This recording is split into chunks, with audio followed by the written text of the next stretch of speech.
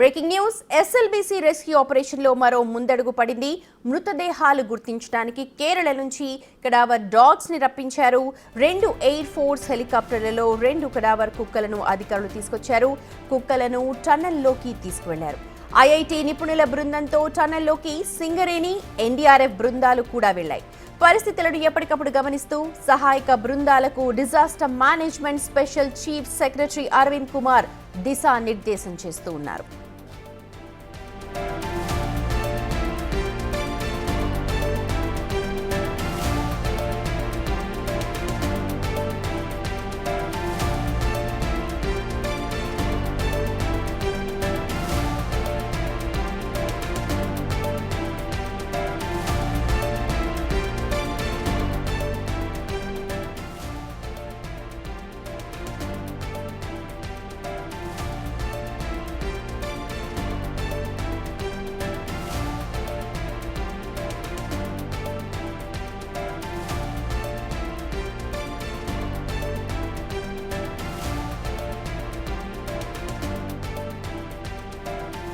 గత 13 రోజులుగా ఎస్ఎల్బీసీ దగ్గర సహాయక చర్యలు కొనసాగుతున్న విషయం మనందరికీ తెలుసు. అయితే 2 రోజుల క్రితం బెల్ట్ మనకు అందుబాటులోకి వచ్చింది. కన్వేయర్ బెల్ట్ ఆ తర్వాత నిన్న కాస్త మొరాయించింది. కానీ సహాయక చర్యలు మాత్రం ముమ్మరంగా కొనసాగుతూ ఉన్నాయి. దేశం నలుమూలల నుంచి కూడా ఏవైతే బృందాలు వీళ్ళని సురక్షితంగా తీసుకొస్తారు వాళ్ళందరూ కూడా ముందుగా మోహరించారు. కానీ ఇప్పుడు ఒక పెద్ద టెస్ట్ ముందు ఉంది. ఎందుకంటే ఆ లోపల డెడ్ బాడీస్ ని గుర్తించడానికి ఎవరి వల్ల కావడం లేదు. ఎస్డీఆర్ఎఫ్, ఎన్డీఆర్ఎఫ్ కావచ్చు, లేకపోతే మైన్స్ కి సంబంధించి ప్రతి ఒక్క డిపార్ట్మెంట్ కూడా అక్కడ ఉంది. కానీ ఇప్పటికీ కూడా ఇన్ని రోజులు అవుతున్న డెడ్ బాడీస్ ని గుర్తించే దాంట్లో మాత్రం అందరం విఫలమయ్యామని చెప్పి అనుకుంటూ ఉన్నారు. ఈ నేపథ్యంలోనే ఇప్పుడు జాగిలాలను తెప్పించారు. జాగిలాలను ఆ మృతదేహాలను గుర్తించడంలో ఈ జాగిలాలు చాలా నిష్ణాతులుగా తెలుస్తోంది. కేరళ నుంచి ఈ డాగ్స్ ని కూడా తెప్పించారు. అలాగే 2 ఎయిర్ ఫోర్స్ హెలికాప్టర్లలో సిబ్బందిని కూడా తీసుకొచ్చారు. ఒకవేళ డాగ్స్ కనుక డెడ్ బాడీస్ ని గుర్తిస్తే వాటిని తీసుకువెళ్ళడానికి, లేకపోతే అవి ఎలాంటి సిచ్యువేషన్లో ఉన్నాయో కూడా ఎవరు కూడా ఇప్పటి వరకు అందాజా వేయలేకపోతున్నారు. సో ఈ కుక్కల్ని టనల్లోకి తీసుకువెళ్ళింది మొత్తం రెస్క్యూ టీం అంతా. ఆ రెస్క్యూ టీం ఇస్తున్న ఇన్ఫర్మేషన్ అంతా కూడా బయట నుంచి చీఫ్ సెక్రటరీ కావచ్చు, లేకపోతే వాళ్ళ హెడ్ అన్నీ కూడా పర్యవేక్షిస్తూ ఉన్నారు. ఐఐటి నిపుణుల బృందంతో ఆ టన్నెల్లోకి సింగరేణి అలాగే ఎన్డీఆర్ఎఫ్ బృందాలు కూడా వెళ్ళాయి. లోపల ఎలాంటి సిచ్యువేషన్ ఉందో కెమెరా ద్వారా మొత్తం కూడా బయట కూర్చొని అధికారులు పర్యవేక్షిస్తూ ఉన్నారు.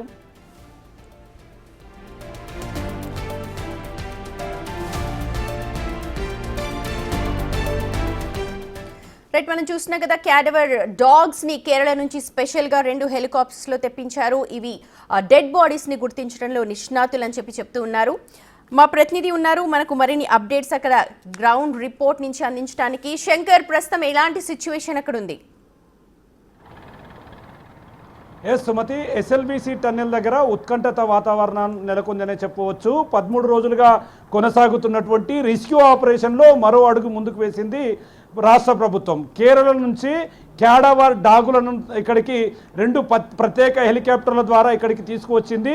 ఇప్పటికే ఈ క్యాడవర్ డాగులు కేరళ నుంచి ఇక్కడికి చేరుకోవడంతో పాటు టన్నెల్లోకి వెళ్ళినటువంటి పరిస్థితిని మనం బిగ్ టీవీ ఎక్స్క్లూజివ్ విజువల్స్లో చూడవచ్చు. మొత్తంగా 2 ప్రధానమైనటువంటి హెలికాప్టర్ల ద్వారా కూడా ఇక్కడికి తీసుకురావడంతో పాటు సిబ్బంది కూడా వాటి వెంట వచ్చినటువంటి పరిస్థితి టన్నెల్ దగ్గర చోటు చేసుకుంది.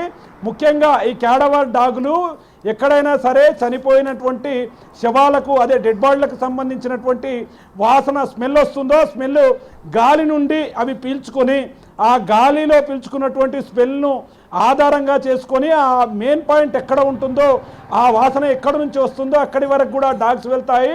ఆ ప్రాంతాలను గుర్తించడంలో ఇవి పూర్తిగా శిక్షణ ఇవ్వబడ్డటువంటి డాగ్స్ కాబట్టి వీటిని ప్రత్యేకంగా అధికారులు ఇక్కడికి తెప్పించినటువంటి పరిస్థితి ఎస్ఎల్బీసీ టన్నెల్ దగ్గర కనిపిస్తుంది. ప్రధానంగా ఈ అంశంతో ఒక్కసారిగా అధికారుల్లో ఆశలు రేకెత్తుతున్నటువంటి పరిస్థితి ప్రజెంట్ విజువల్స్లో కూడా మనం చూడవచ్చు. ఇప్పటికే క్యాడవర్ డాగ్లతో పాటు వాటి వెంట శిక్షణనిచ్చినటువంటి సిబ్బంది కూడా వాటి వెంట టన్నెల్లోకి వెళ్ళారు. టన్నెల్లోకి వెళ్తున్న క్రమంలో లోపలికి వెళ్ళినటువంటి సిబ్బందికి డాగ్స్కు సంబంధించినటువంటి ఆహారం, నీటి విషయంలో ఇప్పటికే స్థానిక కలెక్టర్ బదావత్ సంతోష్, అదేవిధంగా జిల్లా ఎస్పీ గైక్వాడ్తో పాటు సిబ్బంది అంతా కూడా లోపలికి ఆహారంతో పాటు నీళ్లను కూడా ఏర్పాటు చేసినటువంటి పరిస్థితి కనిపిస్తుంది.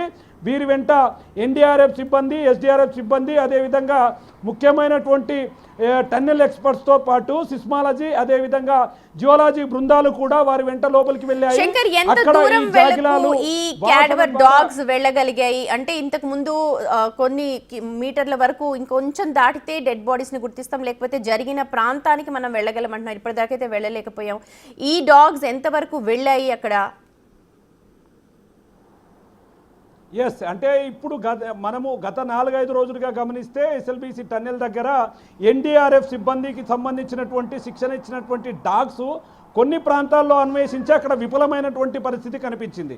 కానీ ఇప్పుడు ఇక్కడ వచ్చినటువంటి కేరళ నుంచి వచ్చినటువంటి ఈ డాగ్స్ అనేటికి ప్రత్యేకమైనటువంటి శిక్షణ ఇస్తారు. మేజర్గా ఇవి నేర విభాగంలో ఎక్కడైనా సరే చనిపోయిన వారి ఆచూకీ లభ్యం కాకపోవడం, వారికి సంబంధించినటువంటి ఆచూకీ రాకపోవడం, కుటుంబ సభ్యులకు పూర్తి స్థాయిలో వారికి సంబంధించినటువంటి ఆచూకీ ఇవ్వడంలో ఇవి ప్రధాన పాత్ర పోషించేందుకు పోలీసులు ఉపయోగిస్తారు. అక్కడ ప్రధానమైనటువంటి అంశాలను పరిగణలోకి తీసుకొని మెయిన్ కేసులలో ఉన్నటువంటి దోషులను పట్టుకునేందుకు, అదేవిధంగా ఎక్కడైతే డెడ్ బాడీస్ ఉన్నాయో వాటిని గుర్తించేందుకు ఈ యొక్క క్యాడవర్ డాగ్స్ను ఉపయోగిస్తారని చెప్పి కూడా చెప్తున్నారు. ముఖ్యంగా వీటికి సంబంధించి గూగుల్లో చాలా మటుకు పెద్ద ఎత్తున రాసినటువంటి పరిస్థితి. వీటికి చాలా ప్రతిభ ఉంటుంది. దాదాపు 2-3 కిలోమీటర్ల మేర వరకు కూడా ఇవి వాసనను పసిగట్టి వెళ్ళి అక్కడ ఉన్నటువంటి ప్రాంతాలను గుర్తిస్తాయని చెప్పి కూడా అధికారులు అంచనా వేస్తున్నాయి. ప్రజెంట్ మనకు లోపల ఎక్కడైతే సమస్య వచ్చిందో, లోపల ఎక్కడైతే ఈ యొక్క సీపేజ్ జరిగిందో, ప్రమాద ఘటన దాదాపు 13 కిలోమీటర్ల 5 దగ్గర ఉంటుంది ఈ ప్రాంతం. కానీ అక్కడి వరకు లోకో ట్రైన్లో వీటిని తీసుకెళ్లడంతో పాటు కూరుకుపోయిన బురదకు సంబంధించి 300 మీటర్ల మేర కూడా ఇవి వాసన ద్వారా లోపలికి వెళ్ళడం, అక్కడ అనుమానిత ప్రాంతాలు కావచ్చు, అదేవిధంగా ఆ వాసన ఎక్కడి నుంచి వస్తుందో వాటికి సంబంధించినటువంటి ప్రధాన ప్రాంతాలను కూడా గుర్తించే అవకాశాలు మెండుగా ఉండడంతో ఖచ్చితంగా వీటి ద్వారా రెస్క్యూ ఆపరేషన్లో ఈరోజు మరో కొంత ముందడుగు వేసే అవకాశాలు. Shankar, already disaster management special chief secretary దిశానిర్దేశం చేస్తున్నారు, బయట నుంచి వాళ్ళందరికీ చెప్తున్నారని. ఎంతవరకు వచ్చింది? డాగ్స్ మళ్ళీ బయటకు వచ్చేసాయా? ఇవాళ మళ్ళీ తీసుకువెళ్తారా? ఏంటి అసలు ప్రాసెస్ ఏంటి? ఎస్, ఎందుకంటే డాగ్స్ లోపలికి వెళ్ళడానికి చాలా సమయం పడుతుంది. ఎందుకంటే ప్రమాదం జరిగిన చోటు దాదాపు 13.5 కిలోమీటర్లు. అంటే అక్కడికి చేరుకోవాలంటే లోకో ట్రైన్ మాత్రమే అక్కడికి వెళ్తుంది. లోకో ట్రైన్లో లోపలికి వెళ్ళాలంటే దాదాపు 3 గంటల ప్రయాణం చేయాల్సి ఉంటుంది. ఒక్కసారి డాగ్స్ లోపలికి వెళ్ళి బయటికి రావడానికి దాదాపు 6 గంటల సమయం పడుతుంది. ఎందుకంటే ఆ ప్రాంతం అంతా కూడా చాలా దూరంగా, వెలుతురు, ఇదంతా కూడా చాలా ప్రాబ్లమ్స్ ఉంటాయి. లోపలికి వెళ్ళే క్రమంలో ప్రతికూల పరిస్థితులు, ప్రతికూల వాతావరణం కూడా ఉంటుంది, అనుకూలంగా ఏది ఉండదు. కాబట్టి చాలా జాగ్రత్తగా వాటిని లోపలికి తీసుకువెళ్తున్నారు. లోపలికి వెళ్ళినటువంటి ఆ డాగ్స్కు సంబంధించి శిక్షణను ఎవరైతే ఇచ్చారో ఆ సిబ్బంది ఆ డాగ్స్ యొక్క కదలికలను ఎప్పటికప్పుడు పసిగట్టడంతో పాటు అవి ఎక్కడికి వెళ్తున్నాయి, ఎక్కడ ఆ యొక్క ప్రదేశాలను గుర్తిస్తున్నాయి, అక్కడ మార్కింగ్ చేయాలంటూ కూడా ఇప్పటికే నేషనల్ డిజాస్టర్ మేనేజ్మెంట్కి సంబంధించినటువంటి అరవింద్ కుమార్ కూడా వారికి చెప్పారు. దాన్ని ఆయన దగ్గరుండి బయటి నుంచి దీన్ని ఎప్పటికప్పుడు అబ్జర్వ్ చేస్తున్నారు. ఈ టన్నెల్కు సమీపంలో ఉన్నటువంటి వైఫై ఆధారంగా లోపలికి వెళ్ళే క్రమంలో ఫోన్ సిగ్నల్స్ను కూడా లోపలికి పంపుతున్నారు. లోపల ఎప్పటికప్పుడు పరిస్థితులను అంచనా వేసి ఎలాంటి ఇబ్బందులు రాకుండా చూసే ప్రయత్నం అయితే కొనసాగుతుంది.